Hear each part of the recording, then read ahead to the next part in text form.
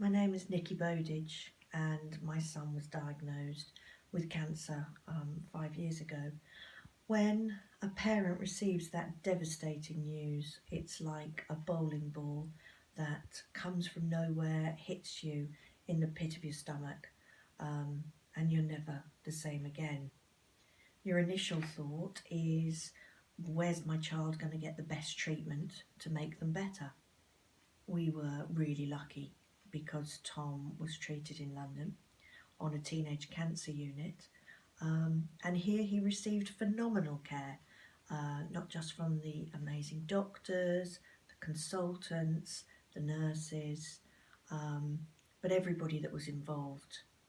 But it soon became clear to us that him having the right treatment was so much more than just receiving chemotherapy. Tom spent the first 4 weeks of his life on the ward, hiding behind the blue curtain around his bed. He was unable to face anyone as he was coming to terms with his cancer diagnosis. Slowly, over time, he was encouraged to meet other teenagers going through what he was going through.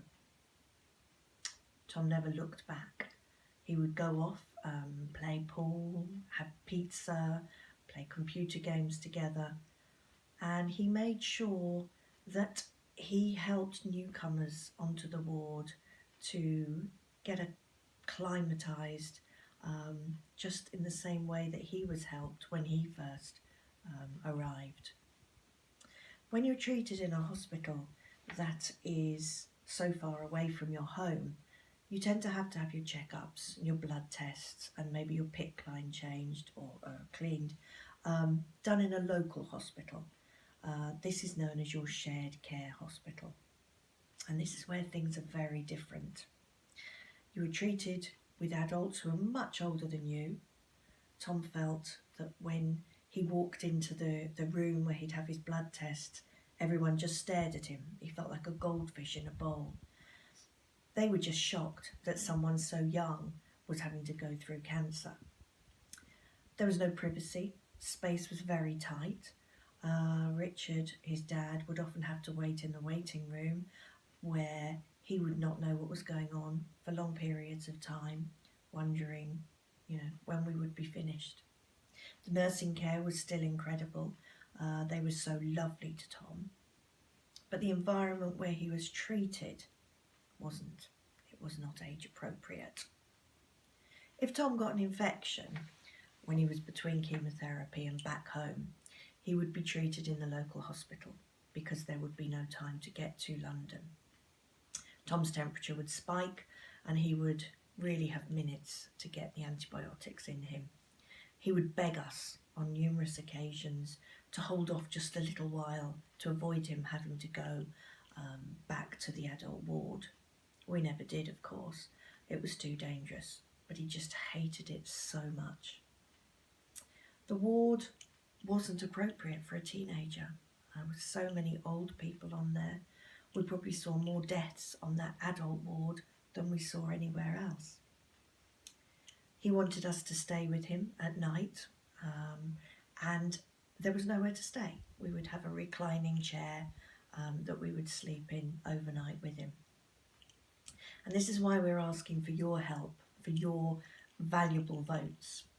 We, the Tom Bowdidge Foundation, are aiming to fund a 2-chair chemotherapy bay for teenage cancer patients in the new Colchester Cancer Centre.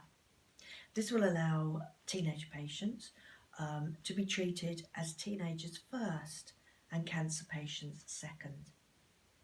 It will give them the space, the privacy that they need in a comfortable and very informal setting.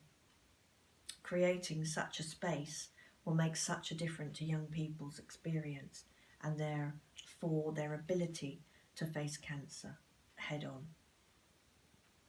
Just the fact that they can have their friends and families sitting by them will keep them connected with life and their friendships during their treatment. As a mum, I know firsthand how important it is for these young people, our sons, our daughters, our grandchildren, to have these age-appropriate spaces. If we win this award, it will go such a long way to us reaching our target of £50,000. Without it, teenagers are going to be faced with receiving their treatment amongst either very young children or much older people. Your vote today can help us to make a difference. Please vote. Thank you.